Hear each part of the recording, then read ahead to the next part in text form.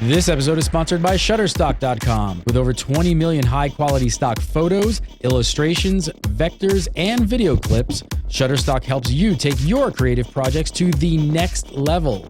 For 30% off, head on over to Shutterstock.com and use offer code GAMEBREAKER7. This episode is also brought to you by Audible. For a free 30-day trial and to receive a free audiobook, just head on over to audible.com/gamebreaker. Gamebreaker TV.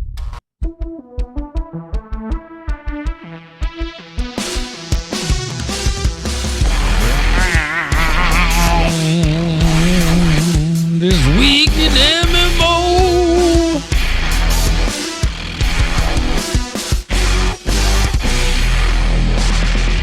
What is up, everybody? It's Friday.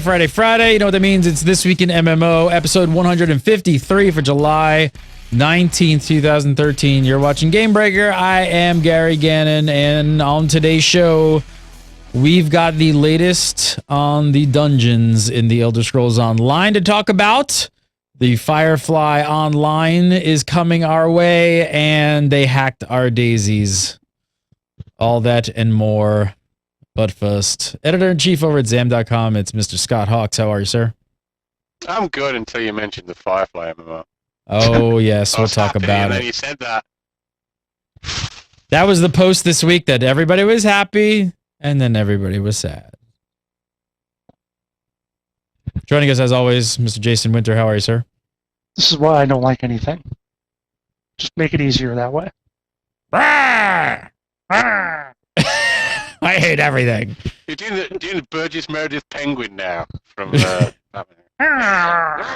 Yeah, we're gonna get to that. That the Firefly story is. I keep wanting to say Firefall. How many times we call it Firefall? Yeah, exactly. I want to talk about Firefall. We just do the next hour on Firefall. Just talk about Firefall. I'd probably be a better show than today's show. So today's shows kind of suck. If you just want to check out now, yeah.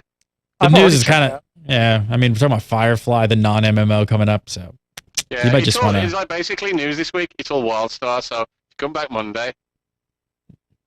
We have a WildStar show just for it, so we're really just scraping the bottom of the barrel this week. So ZeniMax, the company behind the Elder Scrolls Online, they were talking about dungeons this week. So we pulled out some of the bits. I wouldn't say the best bits, but we pulled out bits. We're just so high on today's show. It's just going to be awesome. First up, he said, SO dungeons do offer some branching paths, and they often have convenient exits at the end of the dungeon. Philosophically, though, we want the challenge from dungeons to focus on the combat encounters rather than from trying to navigate through them. I read this, and the first thing I thought of, I'm old.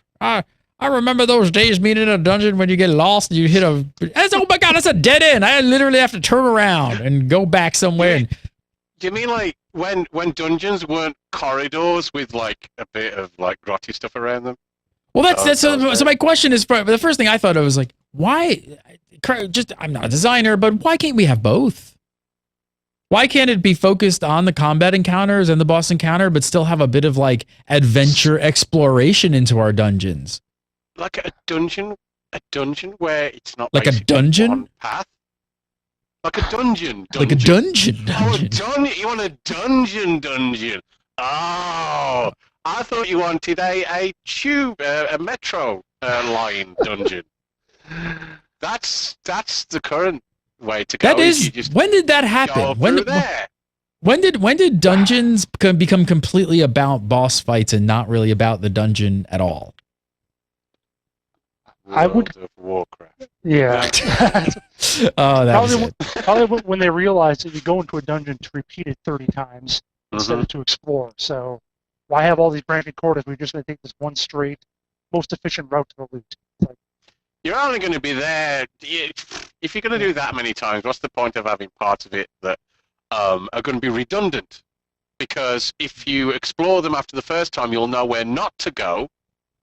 So it's no good having those bits in at all, because after the first time they've done, the majority of it is going to be spent on the bits where you know where you need to go, So that means that the production time spent on the bits that you don't know need to go to that place is worthless. So let's just focus on where players have to go and need Have to to go in go, every single right. dungeon. Yes. So here's your waypoint. Here's your tunnel tube. Go.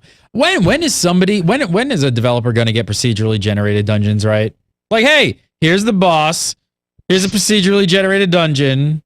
We'll build some algorithm that we know. Like, you start here, it's over here. All kinds of branching paths. Maybe a couple, dead ends. Mobs, some respawn point. Why? Is that really not capable? Are they not capable of this in 2013?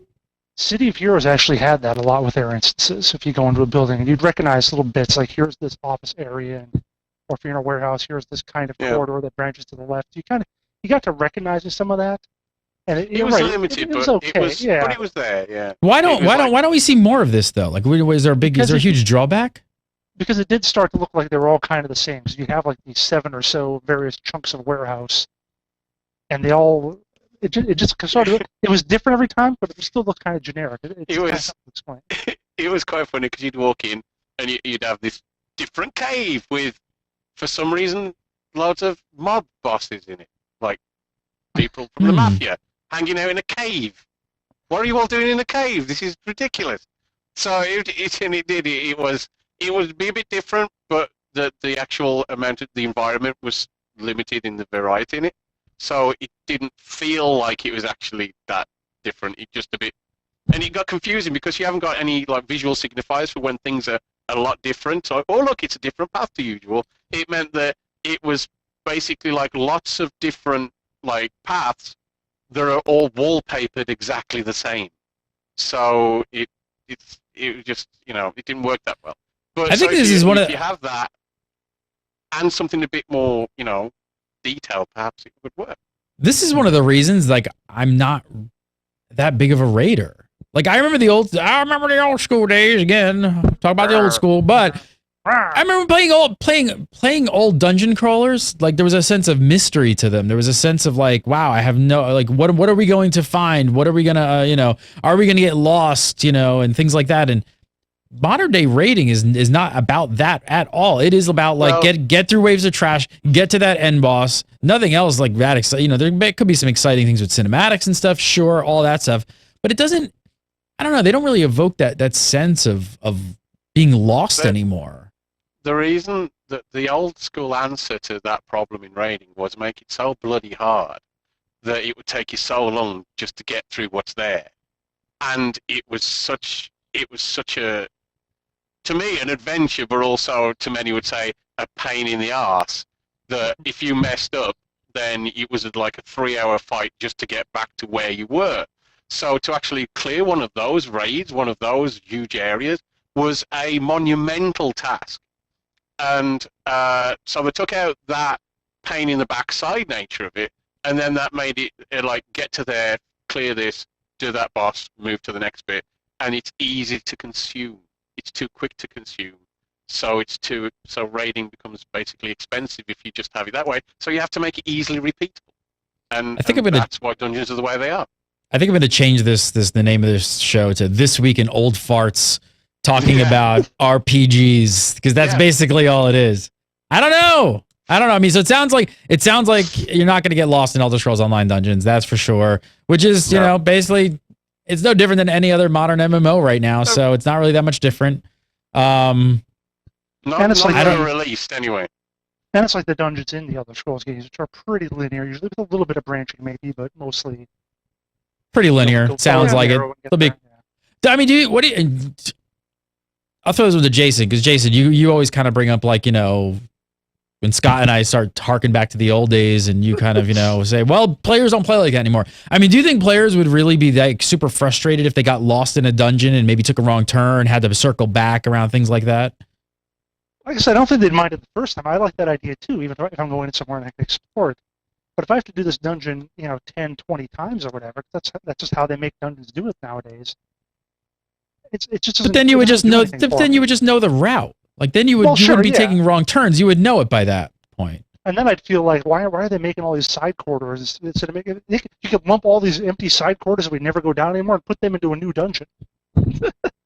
So and that's essentially what's happened. Is because designers go, why are we spending all this time, money, resources to create basically dead ends that nobody uses more than once? That's why you have pretty much dungeons where they are. I mean, it's a valid point, but I don't know. I only went through certain RPGs one. I know it's just suppressing because it's like you just know that there's a lot of fun to be had that first time around when you could have a really great moment. So, I mean, I'm not saying that they should be creating dungeons to frustrate players and really just make them like, insanely hard, but I don't know. I wish there was more of a sense of mystery. What about side objectives? Maybe hidden chests, gathering materials, rare mobs, secret doors, and stuff like that. I mean, just maybe instead of heading in like a straight line towards the boss, you actually like make a bit of the exploration like worthwhile. And maybe it's there, and maybe it's not. Maybe it's only there for like the people who really poke at it and look for it. Yeah. And God, remember do you remember the days of like secret doors? Like, how often does that happen in games anymore? Like.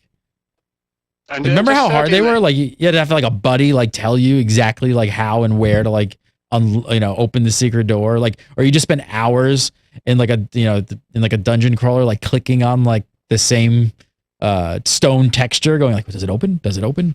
One of these has to open. Pouring your mouse over everything just to see if you get something. Oh, so that lit up, or maybe I can do something with that. Yeah, that sort of thing. No, that doesn't really happen very much in MMOs anymore. No. This week in old farts. Again, we'll talk about that, the possibility of varying things up in another show. But yeah, like in MMOs now, dungeons are part of repeatable content. It's about things that are repeatedly consumable, and so design elements that don't really add to that aren't used that much. Isn't that Farmville? Kinda. I mean, modern MMO design really has moment-to-moment involvement, but kinda. I know I'm making all our MMO fans like really angry at me right now, but there is such an element of just Pavlov's dog, click on stuff, do this, click on stuff, do this, click on stuff. I don't really know why I'm clicking on stuff, but I'm just clicking on stuff, click, click, click, cha-ching, click, click, click. That's why you're doing it, for the ka-ching. Not for because it's good. Yep, there you go. It's all about Farmville. I mean, if you really think of it, an MMO, like a good portion of it are like Farmville mini games, just all kind of brought in different ways in the UI. You want to go down that road? Anybody want to? No. You're just like, it's Friday. We should be happy. I'm going to play Firefall after this, and I'm happy. I'm going to log into that. We'll play some Firefall, and we'll run around and thump stuff and shoot things that come at when we. Actually, I'm not going to be playing Firefall at all this weekend. I got more important shit to do.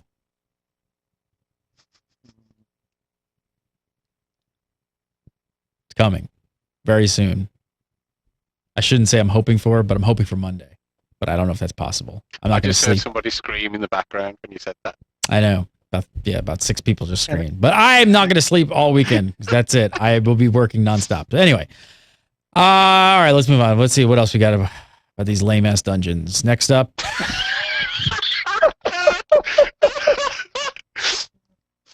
Says, as you wander the landscape, you'll encounter caves, forts, tombs, dungeons, and etc. Certain rare locales will just be for solo players, and some dungeons are meant for groups made only of people you choose to go in with. Most locales, however, will be accessible by everyone. Some might be too dangerous for you because of your current level, but you can always come back when you're more powerful, and if you want to complete them solo. We recommend grabbing a friend or grouping up with a stranger if it seems too tough, though, because that's all part of the fun. I think MMO players are just like, that's the funny. Oh, I can't solo Dead Mines. I'll just come back at level 40 and steamroll that shit. Let's do it. Wait, I might need other people to play this? What? Not much. This isn't like Skyrim. You can, maybe. If you really want to. Well, that's a really interesting hurdle for this game, especially because of the whole console thing, right? With that, I mean, I don't think ZeniMax actually want to promote that, but they seem really reluctant to tell solo players that they can't do something. Well, it's understandably because Mm-hmm. you've got such. I mean, you've got such a massive audience of Elder Scrolls fans, and you're like, we want them to feel that everything that they're happy with in that game is available in this game, and having to do things with other people isn't part of Skyrim. So let's not make that the thing we're talking about most of the time. It's not saying that you can't, that's available, but it's just not something that they want to be focusing on all the time. So what do you guys? Hey, look, solo. So what do you guys think that, like, how do you think players are going to react to something like that? Because I mean, Skyrim fans, it's totally understandable. I mean, they're going to run, you run around Skyrim, you find a dungeon, you can do it. So you just charge in, get in there and do it. They're going to come into Elder Scrolls Online and maybe go into a dungeon and maybe get rolled. And I don't know, how do you think they're going to react to that? I mean, they say they're going to put like a little icon so that you know that the quest leads you to a group dungeon or whatever. So I guess you can hope that people will. Scott's rolling his eyes like, yeah, they're not going to figure that out. They're going to run in there, going to get killed, and going to be so pissed off. They're going to, but well, it's just, I don't know. Frustration and confusion. They've talked about the idea of the open dungeons, and you can just, go in there and get lost in it and maybe get in trouble in there. And I like the idea of that, as long as it is a dungeon where it feels dangerous and it feels like, you can need people around you on the fly to help you, and that's how social engagements happen, and that's kind of how MMOs work. So if we can get some of that going on, great. But they've essentially talked about there is instance dungeons that are basically what most MMOs do. Open dungeons where people can kind of just pick up like groups on the fly and get in trouble, and solo dungeons, which is cool. I mean, solo dungeons I think is a good thing. MMOs don't actually do that very often. No. And so to offer solo dungeons, that's something for the solo to go, I want to go on an adventure. Yeah, Rift has them and they're great. Rift has them, they're so much fun. I love the fact that they're like almost segregated from the rest of the game, and they're sort of like, hey, you log on tonight, your friends aren't on, boom, here's some other stuff you can do, and you can kind of still do like a dungeon running kind of thing. Yeah, I mean, if you did that and add like it's sort of class specific, or role specific, so being a tank, you got to do certain things in this dungeon that helps you be a better tank. So then later on, when you're doing social things in your role, then it makes you a better player. Great, I'm all for that. If you can have more of that, brilliant. Tell me about this. That's not a bad thing. Do you guys disagree? I mean, the one thing, like talking about these dungeons and how it's going to work, and then taking into consideration the Skyrim players coming in, not being used to MMO. I have to say, small point, but there has to be a group finder at launch. Because this is always something that we see like tacked on later, right? Now that's why I'm bringing it up, because not a lot of them have them from the start. But I mean, I could easily, and then on top of that, I don't know. Yeah, I mean, I can't really see Skyrim players being happy trying to look for a group in general chat. Are they going to be happy even looking for a group in a big scary group finder where I just input my information into this thing and it randomly matches me up with some probably 13-year-old twit or whatever, blah blah blah. We're so positive. We're so positive about this community experience.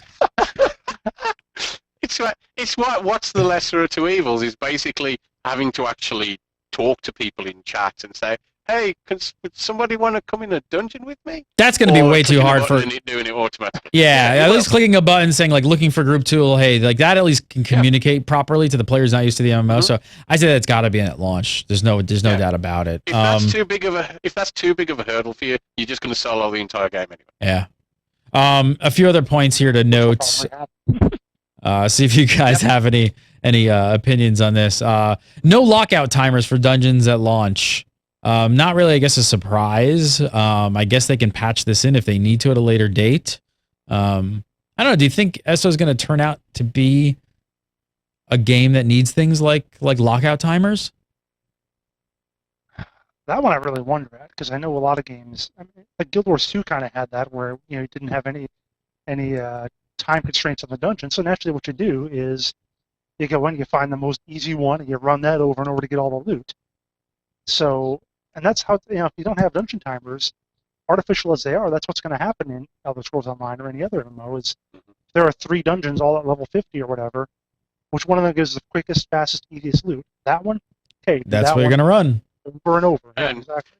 And what it means, you can't have any sort of gradation in the kind of loot that you get. If you got like really cool, really rare loot that drops in one place, people are going to live in there, and then it's suddenly then it becomes less valuable, and there's all. So what you end up having to do is basically make all the dungeons roughly about the same difficulty, roughly about the same size, with roughly about the same gear, and so everything's middle of the road, so you don't have that problem. And we know how exciting that is. Moving on. Each dungeon, back to those dungeons, has res points inside of it. So definitely not the Dark Souls MMO that you were looking for. Oh God, please don't let it be a res Zerg. What do you think? I mean, I guess I don't know how many. We don't know how many they're going to be, but it sounds like no more. You're not going to have to run halfway across the zone to get back to the dungeon, things like that, because they'll have res points inside the dungeon. So, I guess it's kind of okay, convenience of life thing. Yeah. I don't know. Sure. It's not a punish. It doesn't seem like they're going down the punishing route. So whatever. No. Each dungeon has a quest. This is interesting. I want to hear you guys' thoughts on this. So each dungeon has a quest, which can sometimes, in quotes, change various things in the dungeon, like types of monsters. I want to hear those, but I hate to be cynical on this, but all I take away from that is the dungeons aren't dynamic and are only potentially different during a quest. Am I wrong? There's your mob guys in the cave again, Scott. Well, the quests will change. The heroic, like each dungeon. Well, sorry, not every dungeon, but a lot of dungeons have heroic versions that will change what's going on, the story and the mobs and everything else in them. So there is more than one version of it. But from the sounds of that, you're talking about a particular quest that takes you in, and it might even be just something like in a certain area, that quest will spawn a different boss or different few mobs that you have to fight to finish that quest off in there. So, yeah, there is variety. They did tell us there is some variety in the dungeons, especially when you go from the first time you play it to when you play it the next time, because you'll play through and do the story, and then it won't be the same the next time because you won't have to do the story again, basically. So it's not annoying you doing all that. But also, when you hit max level, there'll be the top level versions with a different story and so on. So you'll get some variety, but it doesn't sound like, as you said, that it's going to be basically each time you go in there, it's going to be different. It sounds a little like on a lesser level than what Guild Wars 2 does with its explorable dungeons, where you have 3 different paths, and you're going to have 3 different sets of mobs and bosses and whatever. Only this might be, it's got the same like physical layout, same corridors and whatever, but just change up the boss fights, which will it's been pretty good in Guild Wars 2, giving you a lot of variety in the dungeons. So it should work here. All right, next up, I want to talk about the Firefly MMO. But first, I got to take a break and talk to you guys about Audible. Thank our sponsors, Audible, for supporting This Week in MMO. I want to hook you guys up with a free 30-day trial and a free audiobook. All you got to do is use the URL audible.com/gamebreaker. Go to that URL, sign up, make an account, download the app. It's audiobooks. You install the app on your iOS or Android device, whatever you got. Do that. And this week, it's all about Ready Player One. Wait, let me refresh this. I got to read it. Yeah, I looked at that too. Oh, right. Did you get the hour long ear chew from our mutual friend about this? Because that's who turned me on to it. And I was like, really? What? I've been told I'm going to be at some point, if I ever get out there again to do whatever, he's going to take me to the bookshop to see the thing to get it to make sure it's the right one. The bookshop is literally like across the street from my office. So yeah. But anyway, back to this. Yes. So somebody we know both started chewing my ear off about this book, and I downloaded it. I haven't started it yet. It's called Ready Player One. It's by Ernest Cline, and it's actually narrated by Will Wheaton. So more nerd cred there. Cool. Yes. 15 hours, 46 minutes long, and check out the rating on this book. It's got 6,684 ratings, and it's rated a 4.7. It's seen as being. I think it's a good book. Seen an important, not just a good book, an important book. Yes, an important contemporary sci-fi novel. Book. Now, the Yes. reason why I'm pushing it so much to our community is because there are so many cool gamer things going on. It's about the MMOs and getting into virtual worlds. And here, I'm going to play a little bit of it. Check this out. All of my favorite news and entertainment vid feeds. Among these was my own channel, Parzival TV, broadcasting obscure eclectic crap, 24/7, 365. Earlier that year, GSS had added a new feature to every Oasis user's account, the POV, Personal Oasis Vid Feed channel. It allowed anyone who paid a monthly fee to run their own streaming television network. Anyone logged into the simulation could tune in and watch your POV channel from anywhere in the world. What you aired on your channel and who you allowed to view it were entirely up to you. Most users chose to run a voyeur channel, which was like being the star of your own 24-hour reality show. Hovering virtual cameras would follow your avatar around the Oasis as you went about your day-to-day activities. All right, check it out. The description part of it says, part quest novel, part love story, and part virtual space opera set in a universe where spell-slinging mages battle giant Japanese robots.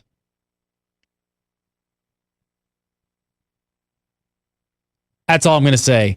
Audible.com/gamebreaker. You could be downloading this bad boy for free as your free book. Just go use the URL, sign up. You're going to get one free book just by using the URL. You get one free book. I highly recommend you check out Ready Player One by Ernest Cline. Check it out. And I'd love to hear what you guys think of it. So blah, blah, blah. If you guys read it, listen to it, post a comment below. Let me know what you think of it. Can't wait. All right. Bittersweet news this week for the Firefly fans. There is finally an official online Firefly game in the works. The bad news is it's a mobile game.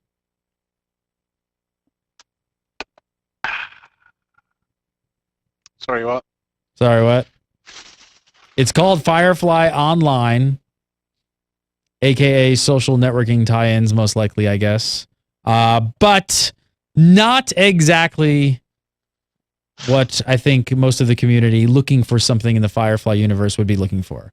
Seriously, I know some people are excited about this to some extent because you're just getting something Firefly because it has such a diehard fan base. But Scott says no. No one's excited. Not one person. No, I was trying people are excited. I'm just disagreeing with them in my own level of excitement. They're just wrong. They're just wrong. I wouldn't say that. They are. Kind of a bummer. I think we all thought maybe this was going to be an MMO. We've heard grumblings about a Firefly MMO for a long time. It got scrapped. This, that, the other thing. They're going to say, you create a crew, you customize your ship. There's space and ground elements. I mean, all of those things sound really in a PC game. I think I'd be pretty happy about that. I don't know. What are your thoughts on this mobile Firefly? I'm not getting my hopes up. I still wouldn't be happy with a PC game. Honestly, I know. I love Firefly. Love Firefly to bits. I remember watching it each week and knowing it had already been cancelled. And as it got better and better and better, I was happier and sadder at the same time as I was watching it. So I love that show. But what makes that show are the characters in it and the dialogue and the interactions and all the rest of it. So it just as a game, you're not going to get to play as Captain Mal. You're just not. And you don't get to be as witty as he is either. So, I'm not excited for a Firefly MMO anyway, because it's a Western with spaceships in it. Yep. And that's the most original concept ever. It's not like we've never seen anything like that before. So it's all about the character, and with the idea of the social game, from the sounds of it, there's virtually no character involved in it. It's about, management. And so that's why I'm not excited. Look, I'm sure people will love playing that kind of game. It's not the kind of game that I enjoy playing that much, that kind of social management game. Not a big fan of them. And Jason emailed me Jason emailed me as soon as the news came out, and he was like, I'm quitting This Week in MMO because I'm just going to be playing the Firefly Online constantly. He's super excited. Long. All day. I love Fireflyville. Fireflyville. Fireflyville, yeah. I think we will see new Firefall on TV before we see a new Firefall. A good Firefall. Firefall. Firefly. Can we just talk about Firefall? Fireflick. Just turn this whole story into Firefall. That's it. Forget the Firefly thing ever even happened. Yeah.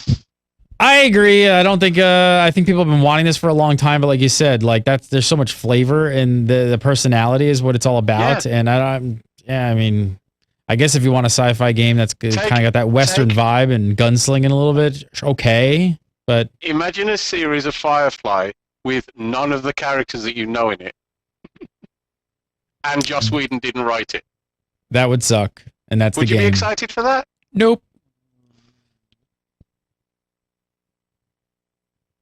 All right, so those games that may or may not be MMOs that we heard about at E3, I'm gonna move on. Just forget that ever happened.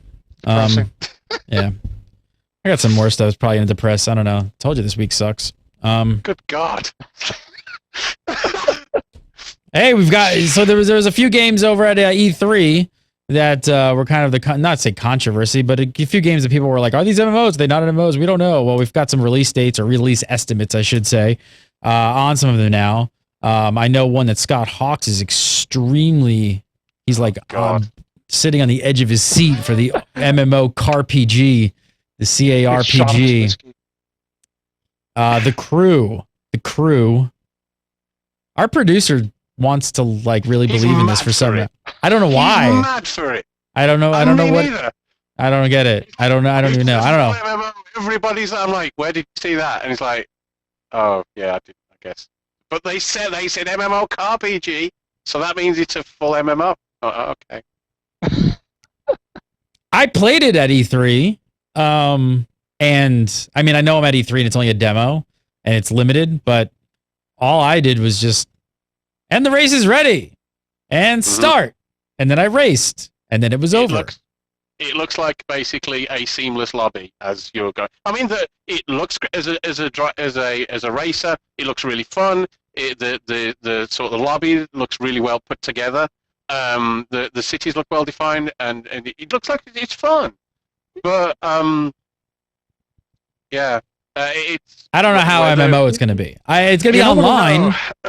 Yeah, what it looks like more to me is like the Elder Cars.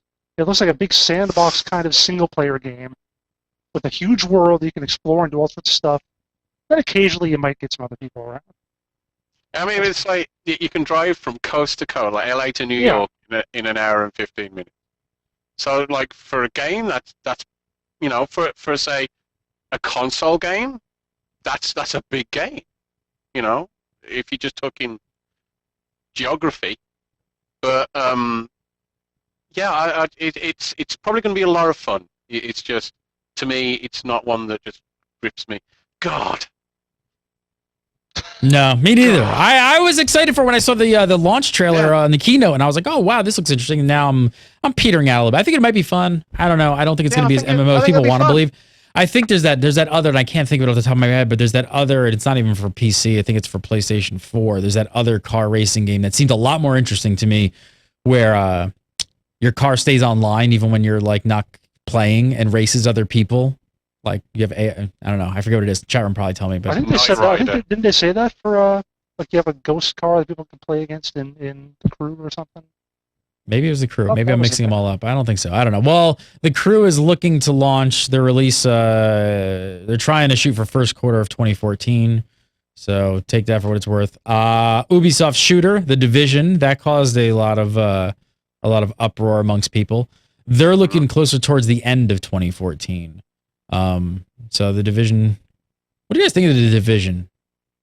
Now we've got a little bit more info than we had initially, because initially I know the first day everyone was like, it's like the DayZ MMO. It just looks amazing. And then like some more information came out and it was like, well, maybe it's not really going to be that. It again looks the difference between that and the one we just talked about. Wow, I forgot it already. Is that like I like shooters. That was it, Firefall. I like shooters, and like so I can see this game would be a good like co-op experience with some with some like added multiplayer here and there, which we're going to talk about is kind of the way it seems things are going. And so it looks fun. I mean, it looks like it's a gorgeous looking game. There looks to be a lot of things to do in it. I like the way that sort of the modern sort of landscape that is used and skylines and everything else. Looks really fun. Is it an MMO? Not as we understand them, I don't think. But it looks like it'll be a fun game. That is kind of the trend, I think, that we're seeing a lot of. Is not pure MMOs with 1,000 people online. It's just more like a few people can occasionally drop in to do stuff, and that's what that is. It's kind of what the crew is. DayZ, going back to that, that's what Destiny. That might be something we're going to just see a lot more. And maybe we need some sort of new like nomenclature for it, like a smaller, massively multiplayer online or something. A mediumly online. No, it can't keep PM. And an averagely online. A somewhat massive. Averagely online, boring. No, some of these are probably going to be really good titles. That's great. Yeah, no, something. I mean, and you got Destiny. Destiny kind of fits in that model. I think is going to be as well. I don't think we've narrowed anything other down than 2014 for that. Chat room is asking if we have any good news this week on the show, and no. So I'm sorry to depress you, but and even worse, I'm out of brownies. So. Oh yeah, he's not even high.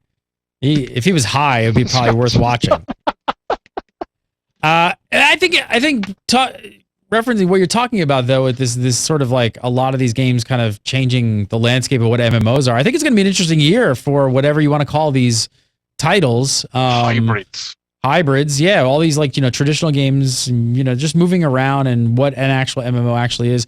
I mean, the real question is, if our MMOs can start to move closer to have sort of the polish and the tight gameplay of traditional games. That's the problem. The thing is, for like a co-op, what we're basically talking about is co-op games having the utility to add more players at a time where it'll add utility for people playing it to make it more social, more engaging, and make what they're doing a bit more epic. So they're able to do that a lot of times simply through new infrastructure when it comes to servers and the way that they're tapping into that and making it like happen seamlessly. Whereas before, what you'd have to do was join a lobby and wait for it to populate and so on. They can kind of do it on the fly. Now, they've already got the gameplay, the moment-to-moment gameplay. They've got the graphics. So if they can add the social element too, without having to strip down the graphics and the gameplay and so on, you're onto a winner. Now, the problem is it's easier to do that than it is for an MMO to keep as many players to be as social all the time and then boost its graphics and its moment-to-moment gameplay and its twitchiness and everything else. Like, that's really tough. So the MMO has got some serious challenges in the year ahead if these games can bring that social experience along with the gameplay that they already have. One thing I think we can all still agree on, though, SimCity's not an MMO. It might be. Who knows? Yeah, the social element's always tough. So who knows? We'll see what happens with these games coming up. I want to talk a little bit about DayZ. The DayZ. But first, I got to talk about Shutterstock. Building a new website. We got a new website coming. Bam. It's coming. Very soon. But the reason I'm talking about it is because we are hard at work on the back end doing all kinds of crazy stuff, like getting all the graphics and all that stuff that we talk about when we talk about Shutterstock ready for this new website. And again, I've been on Shutterstock non-stop because everything we're doing, all the customization, we're all pulling it from Shutterstock. So we're going to be launching Cube Nation, brand new website, cubination.tv. So market, get ready. Hopefully early this week. But you need we needed, it's about Cube World, which if you guys haven't checked out is awesome. And we needed like a bunch of 8-bit stuff. And I went in here and just started like looking for like pixel graphics. In here, I'll look up not pixels. I want to look, pixels may work. But we needed like 8-bit. Let me go back to pixel art. See what that pulls us up. But we needed that really, like, we needed some stuff that kind of had that blocky Minecraft kind of feel. And these don't exactly look like Minecraft, but you can see a lot of this stuff kind of has that 8-bit old school feel. We needed icons. So we like looked up pixel icons, and that gave us most of the stuff that we needed to kind of build out the website. Not cupcakes. We didn't need cupcakes. But very, very cool stuff. So if you guys have a website, a blog, a YouTube channel, or maybe you just got like a creative video project, you need some stock photography or photography. Let me say photography again, because I wanted to say footage. I wanted to say footage. Words aren't coming out. I don't know. I might have a staph Firefall infection. footage. It might just be like messing with my brain. I don't know. I had an issue with my thumb this week, so just messing with me. He's like a dinosaur. His brain in his thumb. So your thumb's messing with your brain? I don't know. No, yeah, I thought I might have like flesh-eating disease, you need to pick your nose with a different finger. And my thumb. It's not his nose. Yeah, that's why it'll mess with your brain. You just won't fit. No, it doesn't really work. So, I want to hook you guys up with 30% off on your Shutterstock account. Like I said, if you guys got a blog, a website, a guild website, you need to make it look good. It's 2013, and there's no excuse. With sites like Shutterstock.com, there's no excuse for your site not to look cool. Just go over to Shutterstock and make an account. Use offer code GameBreaker7. It's GameBreaker with the number 7. You're going to save 30% off on your account, and you can start downloading all this great vector artwork, photos, footage, whatever you need to really get your website up and running, or your creative project, whatever you got going on, looking top-notch. And a top-notch website is going to bring in more views. So whether it's your YouTube channel or anything, if your stuff looks cool and polished, that's your first impression. So here's how you do it. I'm not an artist. You're probably not an artist. Go over to Shutterstock. Make sure you got to use offer code GameBreaker7. Go. All right, let's talk about some DayZ. So Bohemia Interactive is the developer behind the DayZ. They were hit by hackers. They stole all the daisies. So they also got player passwords, usernames. What?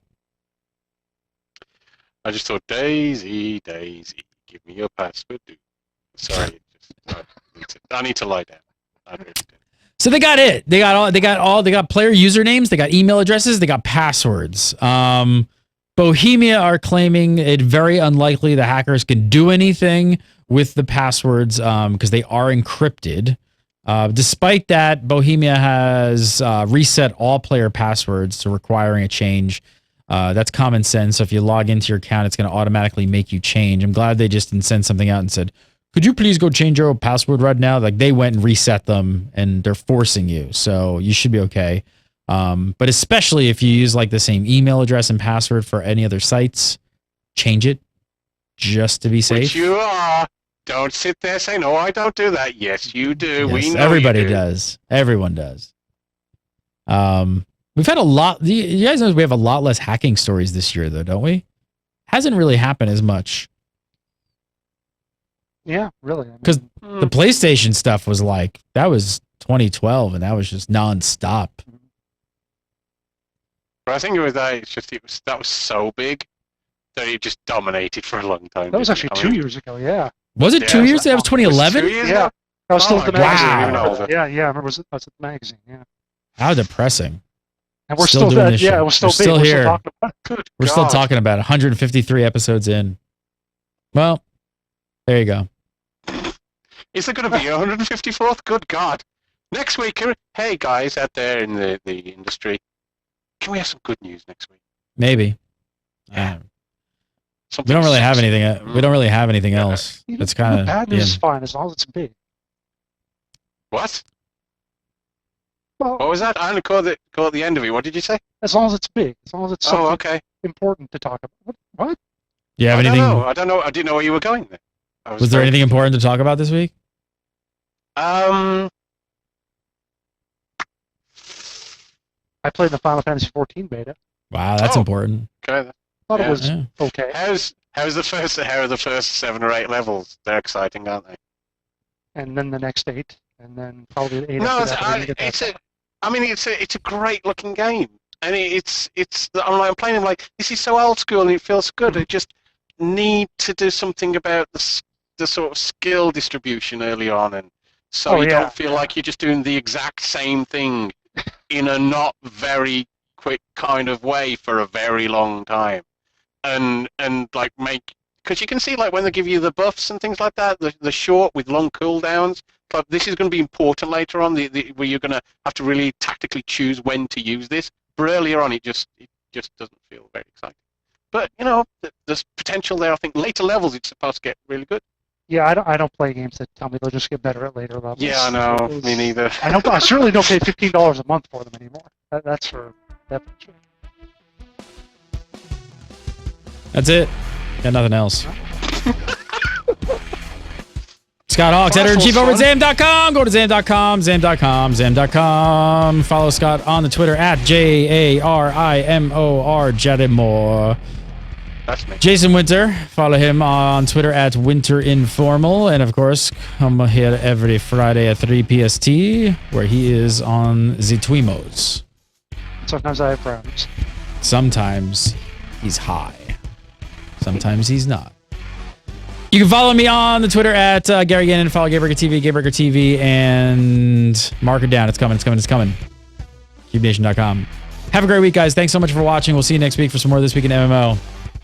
Maybe we'll just sit silent and mime for an hour.